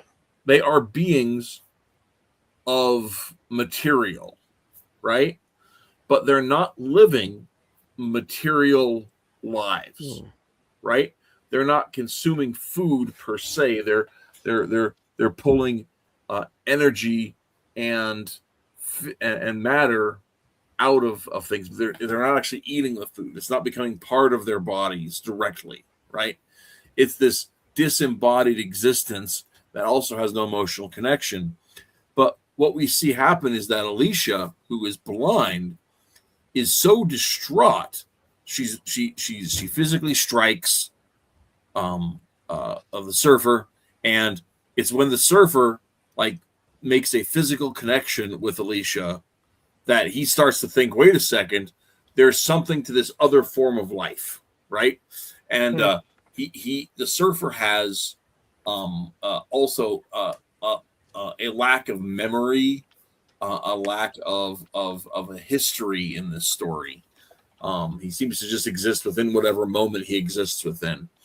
But then it's that physicality with one of the ants, right? That drives home this that there's this other sort of life that is not connected to just this immaterial, consumptive sort of a life, that it has a difference to it. And I thought that's interesting. That's kind of in the background of the story, where the threats are very real, but they're also That's a good point. not Definitely a necessarily good point. completely indwelt, I guess. I suppose that's perhaps another reason why it's going to be hard for me to get my mind behind this kind of thing, is because once you show that, it's like, no, you're not above us. It's just that you've gotten so powerful, you lost your humanity long ago. Right? Well, you need to get it back. and that's that becomes a question. I think part of the question too is like, what is humanity? It seems to me, Cartoonicus, that you're working from the assumption that humanity is edged in with the concept of a moral framework, and while that's not alien to it, I don't think that's the whole story either. I think there's more to humanity than merely the unagreed upon moral framework. No, as a Christian, I am going on the assumption that we are created as, a very specific work for a reason, by a God who loves us, who has set us apart for that reason, and he creates the moral framework. Now, I know the writers of this do not believe that, but the point is, it's not necessarily even whether they believe it or don't believe it. That's not one of the rules that is governing Galactus' story. Right, and that is what let's go with means that. when he talks about Darwinism, is that the difference between whether you believe we are actually we mean something in this universe and have a destiny to fulfill, or whether you simply believe we are made of dust and nothing. In that case, then that moral framework cannot exist. Nothing matters because we're all just turning into dust anyway. Right? Those are two almost, and that's what I was trying to worldviews, and yet we still live in a Western society affected by 2,000 plus years of Judeo-Christendom, and so we still have these general similar ideas of what is right and wrong, and that you're going to end up seeing it in storytelling, even when that storytelling is not Christian. The reason why I think so, yeah, I all that to say, we go down the philosophical rabbit hole for a long time. What I think is interesting is the fact that for Cartoonicus in particular, Galactus storytelling seems to bring out your views on this very starkly. So I think that's why this one seems to be. You seem to take this one very close to the chest because of that. That's like I said. That was just something I was trying to flesh out further for discussion. But one thing that's fascinating is the fact that although we can't say what these artists did or did not believe specifically, one thing I will bring up is the fact that Silver Surfer is one of the most recognized messianic figures in all of superhero comics. Also, you have one of my favorite panels, that top left one there, where he's like, where Johnny's like dematerializing into like a different time space dimension. That's just a great panel. That's wonderful art. Yeah. But I've got another meme for you, by the way. but to just to bring that point home, or to Silver Surfer is recognized by scholars. He's recognized by the comic book creators themselves. I think even Stan Lee, I think, kind of recognized that Silver Surfer had a particular messianic story behind him. Are you saying in this story? Because I'm not saying it. All of them. He becomes. They lean far more heavy into that, I think, later. But even here, his the fact that Surfer is willing to sacrifice everything for people who will end up rejecting and hating him for it, which you get in like the first issue of Silver Surfer. He has sacrificed the stars. He sacrificed his position. He sacrificed everything that he was just to save a world of people that he didn't know and who, like I said, instantly treat him with disgust and disdain. And so all Silver Surfer ends up doing is just helping people, and people just trot on him for it. And every time Silver Surfer just continues to be basically a self-sacrificial martyr. So it's interesting. This story introduces who ends up being, like I said, widely recognized as one of the most transparently stark Christ portrayals that superhero comics has ever had. If I knew more about him, I might agree, but unfortunately, this is sure literally the only thing I've ever experienced outside of movies. So I got to go back to Hutch's comment in the chat. I hate that he finds the Thing's girlfriend by pure chance in a city of millions. I have to give you that as a good, valid point, as an observation there, Hutch, but they do lampshade it. They do lampshade a little bit. I don't want to spend a single page introducing another character in this story. True. It's an interesting thing about writing. There are 8 billion people in the world now, but when you create a fictional universe, the entire universe consists of maybe 100 or 2 characters, and most of them are. I was going to say more like 6, but I was going to say most of them are nameless extras who wouldn't matter if you changed them out for each other. Mm-hmm. Dickens had a wonderful ability to have 2 characters run into each other in London. Yeah. So anything you do has such a butterfly effect on everything. It's one of the reasons I have a problem with bringing characters back once you've killed them off, is because you're going to get used to a new normal over time. And then all of a sudden you plop this character right back into the middle of that and you completely wreck everything. They at least tried addressing that when they brought Wally West back after Rebirth, but I don't think it went. That's a separate stream. Death in Comics. We'll be here all night. Let's not go there. Yeah, but what you say is true, that you've set up a new reality where they openly address it now. They're like, Metamorpho's dead. Nobody showed up at his funeral. It's like, he'll be back. It's like they say that now. It's like, I hate it. I hate it when the problem is when you acknowledge it. It's fine as long as you don't address it. It ends up being okay. The minute you address it, it becomes okay. Now on top of that, things like superhero universes have a problem where we've brought back every character so many times. Mm-hmm. And the story is never over. We know they're going to be back anyway. We're just they're temporarily on hiatus. But even what I'm talking about is like if you have something where you have rarely bring a character back, and so we technically buy it, and then for the next 6 months, a year, 2 years go by, and we do actually get used to that normal, and then suddenly, bam! Yeah, that can really mess things up.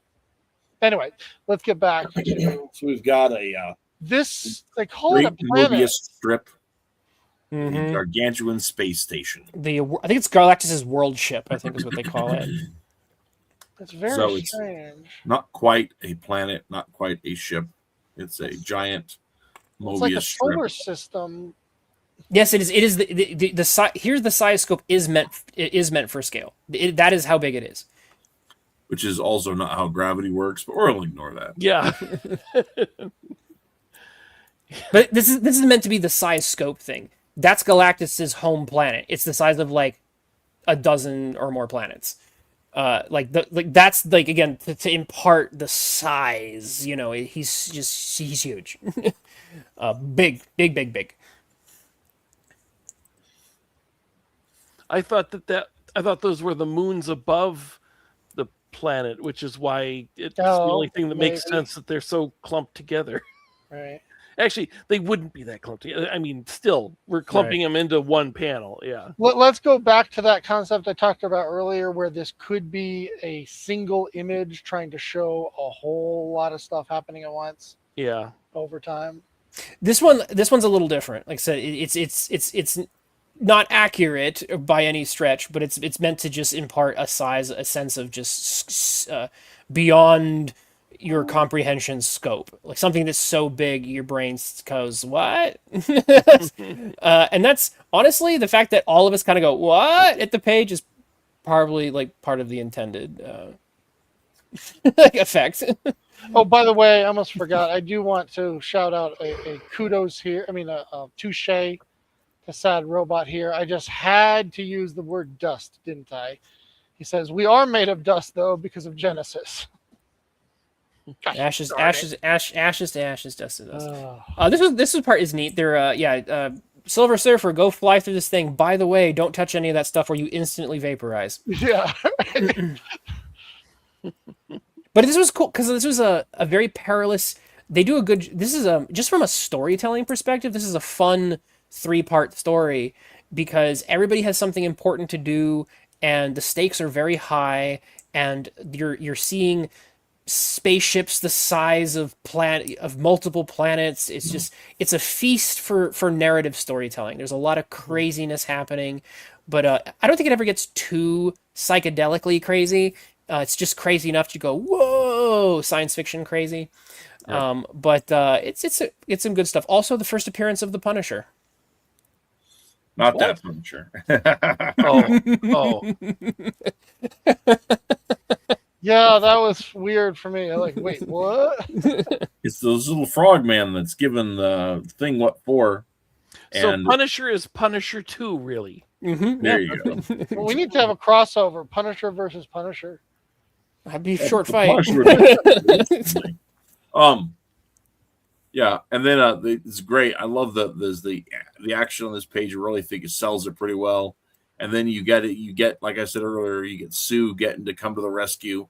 With Definitely her seeing that field. animation in there. And, Tunes-esque. And it's also I'd never really thought about Reed having to pull himself together. I kept noticing that in this. Yeah, I'd never seen that Like, before. oh man, I really took a licking. But also, That's a good- Sue has that's a good- her that's a force good field detail. For the first time that I've seen.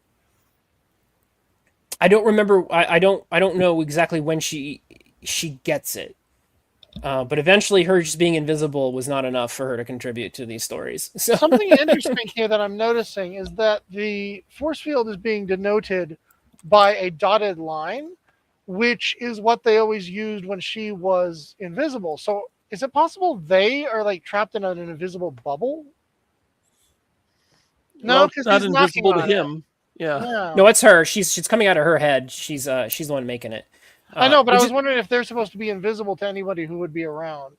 No. I think that's a separate thing. She can turn herself. make people invisible, but her force field's not the same thing. I just love that they're trying to figure out how to make force fields a thing, and her that she's doing it, and so there's that creative like. It's almost like a word bubble, essentially, that they're in, that they've Yeah. created. Right, it's so much artistically. more. The way he draws it, it's so much more flexible in this. Mhm. Yeah, and I actually really appreciate that. That because it gives it more, lets it fit the contour of the page in a way that like your standard like spherical bubble that it gets Right. a lot later it doesn't have the same kind of Yeah. animation to it, I guess. I mean, you think about like when the Punisher's like on the previous page, we go back to it, I guess. When the Punisher's pounding into the thing and like the fact that the wall flexes around Ben or around the Punisher Right. makes it feel like it's the force of her will that's keeping those barriers separate. And he Right. gets to draw everything he needs to with ease Mm. because he can fit everything within the same frame. Yeah, that's also true too from a functional perspective. But Yeah. I was talking about the evocativeness, the bubble. It makes it seem like it's because it seems like it's Sue's will. Do you notice? It gives her a strength of character and Yeah. not of character, but of mental fortitude, exemplified by the preservation of the border of the bubble. And do you notice how there's dotted lines coming from her head Oh yeah, to show us? Yeah, that? right, exactly. Yeah, it's an interesting. I'm not saying it's like my favorite one. It's got its strengths and weaknesses, It's but just it is interesting. It's, Like you yeah, didn't no, expect this. yeah, We're so exactly. used to that half, bubble that he's talking about in everything we ever Mhm. see. Exactly. No, exactly. It's interesting. So once again, here's yet another way a woman just being nice might save the world. Yeah. Which it Or does. it might cause total destruction. So And so, yes, Silver Surfer goes through, things that his brain can't even contain, so that he can obtain the ultimate nullifier, which they might as well have just called the ultimate MacGuffin, which is literally what it is. It's just the MacGuffin that when you show it to Galactus, Galactus says, "Oh my gosh, you know what that thing does?" And Reed's like, "No, not really," which is kind of funny because it's like a rare moment of like, I don't know what this thing does, but the Watcher told me to get it. Yeah. I kind of love that because you have the super genius who doesn't know how this thing works, but he's been told It's the interesting. Deus Ex Machina, not the MacGuffin. It's the Deus Ex Machina, the one thing that can save well, you. I mean, it's the Deus Ex Machina in issue 50. In issue 49, it's the MacGuffin because that's what Johnny's going for. Yeah. Right. So it switches. It's roles. the thing. It's the thingy. thing. They have to get the You're thingy. right. Yeah. It's As Hitchcock defined it, it's the one. It's the thing that you need to get. The whatever it is that is your motivator. Side So quest. you've got this great fight. I want to highlight this. Let me hang on a second. I looked it up. I don't even to this day. I don't think they've fully fleshed out really that well what that thing does. Which is kind of interesting to me because it's an interesting fictional device. Do But you I guess think it's too. he It's had too. an idea and they didn't have time for it. No, I think it's better. It's one of those things that as a storyteller, I think it's better because they're playing with these ideas of things beyond your imagination, beyond your scope. The fact that like you don't know what this thing does is far more interesting for storytelling than actually knowing exactly to the calculation what it does. Because you get to imagine it's like that thing can destroy galaxies, and it's like really that tiny thing. What does it do? And it's so then your brain gets. The mystery of it is far more interesting. Like Hutch said, one of the things about the MacGuffin is the fact that Hitchcock rarely explained them because it was immaterial to the story and often sometimes better for you just to be wondering what the thing was. Yeah. So it's They actually did that in one of the Mission Impossible movies after several such MacGuffins where they have to explain what it is that they're running after. They finally had one that said, "We're not going to tell you. We're not going to tell you what it was on that drive." was that the rabbit's foot? It was just like rabbit's foot or something like that. Yeah, it's just- we're not telling you. It's the thingy. It's bad if it gets in the wrong hands. Don't let him do it. Yeah. Now, So when the Silver Surfer changes sides, he uses his great cosmic power to wrap Galactus up in this breading, this toasted breading, which would have been great, except that the thing does exactly what he's told not to do, which is to touch it, and then he can get it. Then Galactus can just like walk himself out now. Thanks, Thing. And I couldn't help thinking. See, here's the thing though. When I He's looked right at up there that, with Peter Quill. Yeah. I was like, "There's no way that's going to hold him anyway." No, I wasn't gonna hold him anyway. I have to wonder if it was Thing or not. But it also made me think, man, wouldn't it be convenient if they could create a negative zone right now? That would have been really fun, but that's not what they did. So. I love that panel of him breaking out. That's such a good panel. It's a great panel. It's just like, oh, we're in trouble. That's a great we're in trouble panel. I like that. Yeah. That panel actually makes him look bigger than any time you see them actually standing aside. I agree. He has a sense of scope and size in that panel. It's okay. very well done. Again for this page. Oops.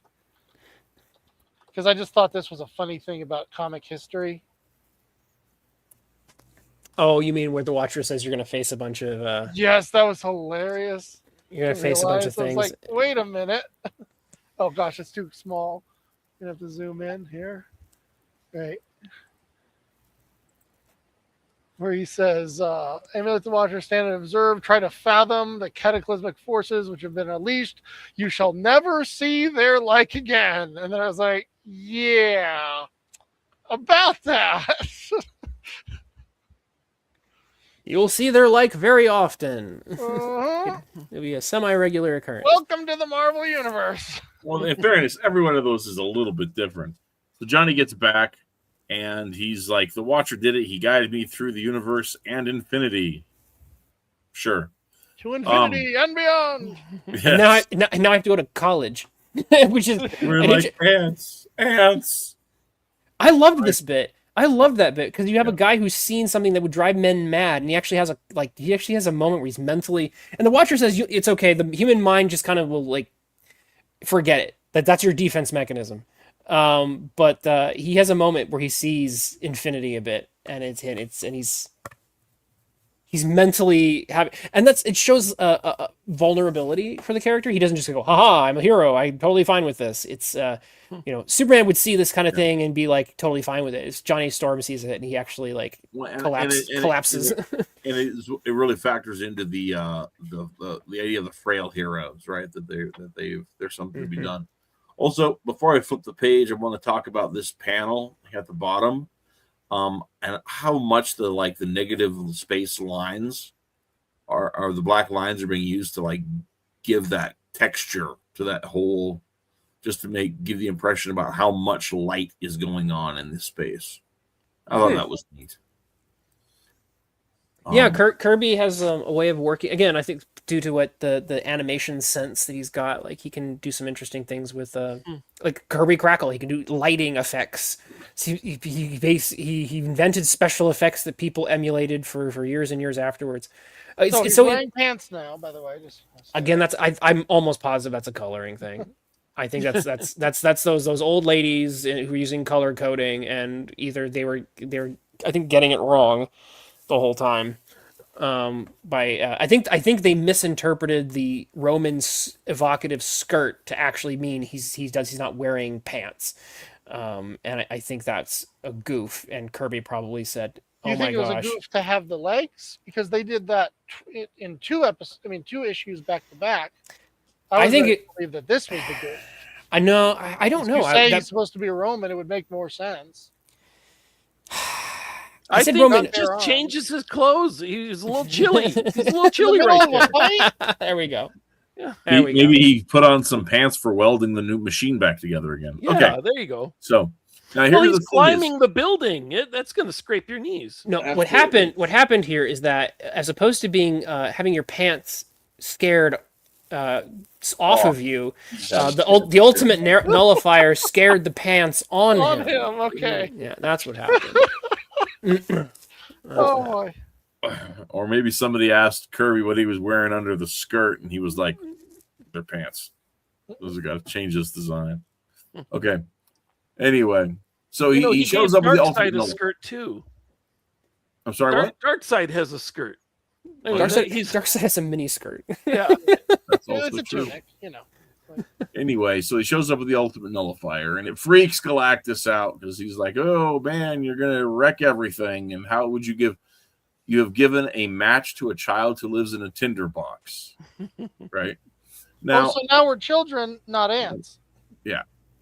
Well, Yeah. they have the ultimate So nullifier. convenient. He leaped up a few evolutionary He's able notches. to fire the ultimate nullifier. Well, isn't it interesting that the ultimate nullifier happens to be made to fit in the hands of a human and not Galactus? That is a very good point. I wondered that myself.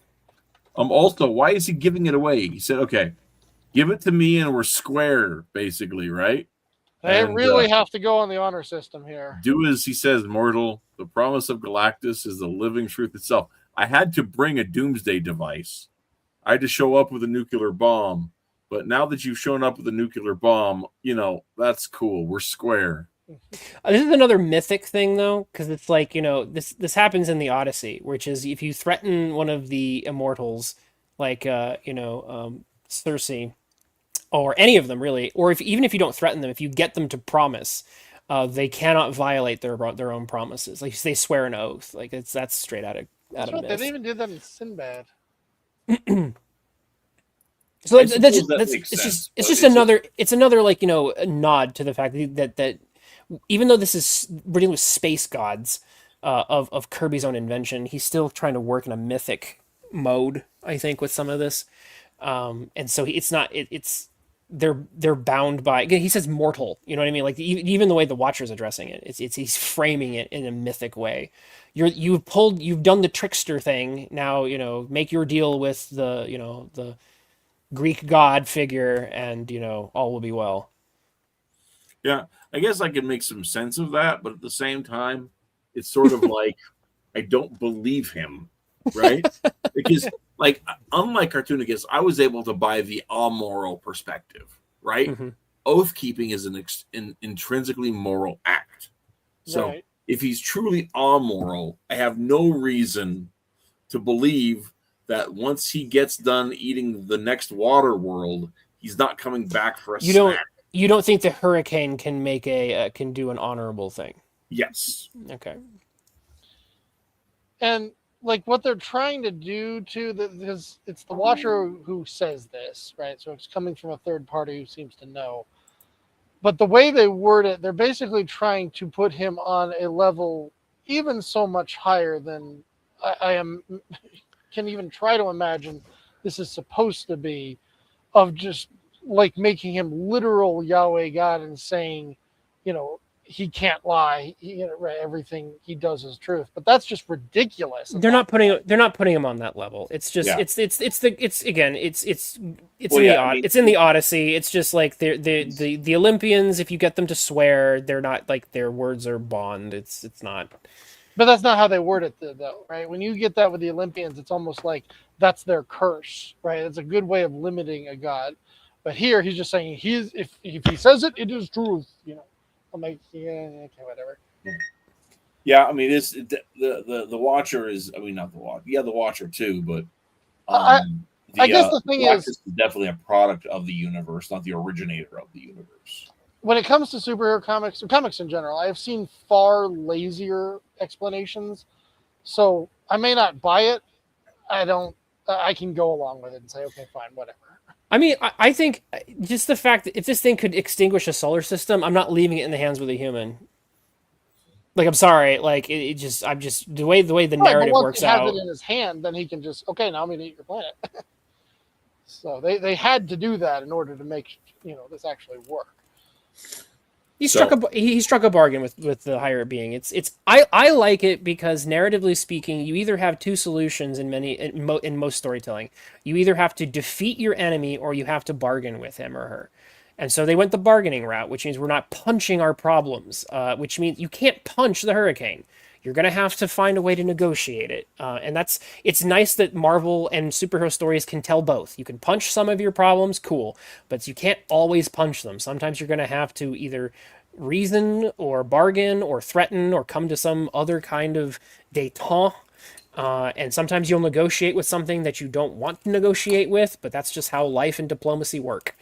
Interestingly enough, if you, and I'm not going to say I do or don't, just everybody can come to their own conclusion, but since it is a conspiracy theory out there, if you believe that you can in fact affect the weather and redirect a hurricane, then I guess what they do in First Steps, pushing him through the portal, is kind of the equivalent of that. Yes. Yeah. That's I think a very fair way of assuming it. I've seen Yeah, them that like sounds right. I'll pretend I know what you're talking about. I've seen in some cases they deliberately, I think even in the film, I think they said they pushed him somewhere where he was going to be in the middle of nowhere. And so I think their assumption was that the hurricane was going to starve. It's been a while since I've seen the film, but if I recall, I think that might have been the case. They didn't Really? push him Because that would totally change how I feel about they did that running they didn't concept. they didn't push him into the path of a bunch of other planets. They tried to. Reed's not stupid. Reed was like, I'm going to push him in the middle of literal nowhere. So I'm pretty sure that was the intent. I didn't realize that, because that way it's like, I realized that by turning on him, in this case, in Rise of the Silver Surfer, Right. Surfer is, in both cases, he's always doing this. They didn't bring this in this comic yet, but we all understand eventually they made it like, oh, he is entrapped. His own planet is going to die, right, if he doesn't do this. So in Rise of the Silver Surfer, he goes against him, but he makes the ultimate sacrifice himself, destroying himself in order to destroy Galactus. In First Steps, she doesn't do that. So by going against him, I was thinking, okay, she's basically just doomed her planet, her Right. daughter, everything, right? Like, No, they got pushed to like Nowhereville, I think. so you don't think he's coming back in another movie? No, I think he might, but I'm just saying that like the intention was to push him into the middle of nowhere. My favorite, one of my favorite because like I like Galactus, but in terms of how to deal with him in Earth's Mightiest Heroes, the animated series, they pushed him into the negative zone, which he could feed on forever. Oh, that's what you were talking about? And so the idea was that we're going to push him into an energy pocket dimension where he won't bother us, but he can just feed on this infinite energy dimension and be fine. There's interesting ways to at least imagine dealing with this kind of threat. If your world actually revolves around by world, I mean universe revolves around, he needs to start the next big bang, and without him you don't get the next big bang in the cycle of universes kind of a thing, you're going to have to figure out some other negotiation, because otherwise you've doomed your universe to not restarting. How long was it from this story before that idea came along? That I don't know. Okay. But I do know that's because, like you said, they make Galactus more and more into the cosmic pantheon of like the Celestials and all the rest of the cosmic pantheon. They make him more and more of not just a monster of the month space guy. Because like what's interesting is like I'm trying. When is Star Trek? Star Trek's airing around this time, isn't it? I don't remember what year this is. This is 1960, I think. 1965. Yeah. So No, I It's a don't little think bit so. before Star Trek. A little bit before. just a little bit. Yeah. So at least you're dealing with a soup. Well, the original starts 64, 60, 65. So it looks like the original started in 65. This is 65. Same period. So we're dealing with very similar periods. In the original series of Star Trek, they would run into a space god like every other week. Right. But he would just be an alien who discovered how to turn matter into energy or something, which is basically what Galactus is. It's the same. The initial, the Squire of Gothos is basically the version of Galactus that you get in the first edition. And Galactus being more like the Q collective is I think closer to what he ends up becoming. So you have an evolution or development of what that character is. Right. Thing is, once you get to the point of him literally being universe creating, Galactus is the wrong name for him. It's a good name though. It shares a branding. It communicates the idea. What are you gonna call it? Universo? Yeah, gosh. Well, honestly, I mean, that's the thing. How do you fit that with the literal existence of beings like eternity and infinity, who like are the actual embodiment of the universe? Yeah, that's where it gets kind of trippy. That's more. Timeus? That's Anyway. All right. Well, I got to bounce, but Yeah. We're not going to finish this today. But we'll finish just a little bit of it because I don't want to come back and readdress it. Aren't we right at the end here? We are Yeah, I right think at the end. Yeah. I wanted to hit two things before we call it done. And Witless, if you got to leave, that's cool. But one, it says the thing says, "Say, what happened to that silver-skinned nut who helped us get us into all this trouble? I'm here and I'm really sorry." And he said, "Oh, what's the matter with you? Don't you know better to go sneaking up behind a guy? Oh, what is really troubling you, my friend? Quit talking so blasted nice. Can't you see I'm trying to dislike you?" That's bad. That's a great line. Great line. But the thing I think is so strange about this part of the story is Alicia, who is blind, runs up, has walked across town somehow, and has ended up to say, "Oh, Silver Surfer, you're right here, and tell me no one was hurt, and I'm so glad you chose to be not a jerk because, I thought you weren't a terrible person." And this whole time, Ben doesn't say nothing. And so he goes off sad because his girl is talking to some other guy, which, that's fair enough. Yeah. But he don't say nothing, right? And then he leaves, and then she's like, "Where's Ben? That's so weird because I'm here at the Baxter building, and I didn't hear Ben at all. Oh, he went downstairs." And she's like, "Well, help me downstairs." He's like, "I can't go downstairs. I don't belong downstairs." And so, which is the weirdest thing ever. A blind girl needs help going down the stairs, and the great noble Silver Surfer is like, "I can't go inside. I don't belong there yet." so here she is. No railing either. Down the steps. Everybody in this comic has just left the blind girl to wander down the stairs. And then she disappears from the rest of the comic. I think it may have been picked up later on in the book where the Silver Surfer and her have another conversation. I didn't read that far. But the next page is just this mysterious villain shows up, blah blah blah. I don't know if that's Kingpin, who knows. But then we have the Johnny goes to college. This is what we didn't really talk about the cover, but yeah, when I looked at the cover, it says also Johnny goes to college, and it's like, well, then the universe isn't going to end here, is it? the planet is going to be destroyed if he goes to college. It really gives that away right on the cover, Yeah, exactly. And then Ben wanders around and scares a girl, and then he punches a hole in the wall, and that sets up the next issue, I guess. But it just seems to be a huge misunderstanding where the blind girl gets left to go down from the skyscraper roof by herself. And on top of that, Thing's reasoning, I got another meme here because I couldn't stop noticing these moments. He's saying, he's comparing them visually. Right? Of course, she'd choose a big hunk over a monster like me. I'm like, you idiot! She's blind! Well, and he did earlier talk about how, he speaks like a poet. He's got this refined way of speaking. And he's just, some not yoke. He's a lug. He's a lug from the wrong side of the tracks, and he ain't got no grammar and no learning.